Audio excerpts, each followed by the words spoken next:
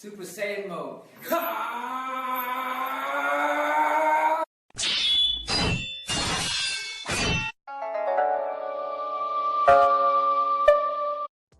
What's going on, you guys? So, the fight is about a week away. Naoya Inoue versus Nonito Donaire. Now, I'm going to ask you guys a question. You know, the elephant in the room, so to speak. Is Nonito Donaire in this situation via fluke? Now, hear me out before you guys start hitting dislike buttons and coming on here with your rageful comments. Nonito Donaire is my dude, okay? I like Nonito Donaire. He's one of the real fighters in this generation, you know, in this era, so to speak. You know, fought everybody, didn't duck nobody, you know. But Nonito Donaire has a big fight coming up next week with the monster, Naoya Inoue. Naoya Inoue is one of the pound-for-pound best in the sport of boxing.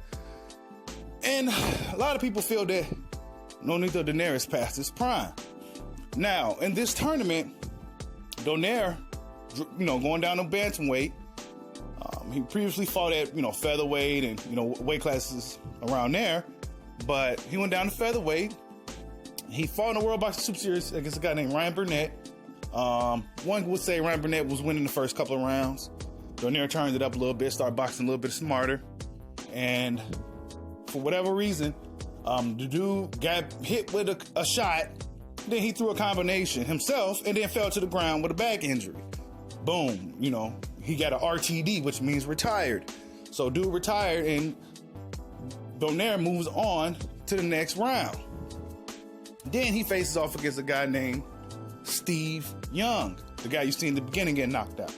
Steve Young was actually a late replacement opponent for the champion, Zolani Teat. And Teat acquired a shoulder injury, so he ended up fighting a guy named Steve Young. Got about 6 rounds. Donaire knocked him out smooth, cold, stiff. You know, Donaire is 40-5, 26 knockouts. His losses come to guys like, he lost his second pro fight against a guy named Rosendo Sanchez. He lost against Jesse Magladeo. He lost against Nicholas Walters, Guillermo Rigondeaux, and Carl Frampton. But other than that, Nonito Donaire has been pretty impressive, you know, and he seemingly has gained a second wind in his career in the sport of boxing. He's now 36 years old, and the Filipino Flash is looking to make a statement next week against the monster Naoya Inoue. It's going to be very interesting to see how this plays out. Now, did he get here via fluke? Does he really stand a chance against the monster Naoya Inoue? I think Inoue knows that Donaire is a tough fight for him. You know, prior to this fight even officially getting announced, it was seemingly like the team Inoue was getting cold feet. Donaire was standing out in the open, waiting with his hands in the air, like, what's going on with this fight? We don't know anything. What's going on? Where is it at? When is it? You know? He didn't know. Then the fight got made, and here we are today. The fight is on a Thursday, so it's weird for us here in America to be watching the fight on a Thursday. But nonetheless, this is a huge opportunity for Nonito Donaire to cement his legacy as one of the boxing's best and one of the best Asian boxers of all time. You can arguably say he is already, you know. But this would definitely cement that stamp on his legacy. Naoya Inoue is still young enough. If he was to take an L next week, he is still young enough to bounce back and make some noise. You know, Donaire is the bigger fighter.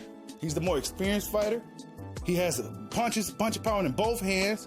He probably got one of the best left hooks in the past 10 years. And it's going to be a real tough test for the monster. Tough test for both men. But did Donaire get here via fluke? You know, the Ryan Burnett guy went out. The Steve Young guy was a late replacement for the champion, Zolani Teat. And he ended up, one could argue that he got here via fluke. Now, a lot of the fans would be upset from hearing that, but that's just the reality of the situation. A lot of people feel that Donaire got in this situation to be facing the monster via fluke.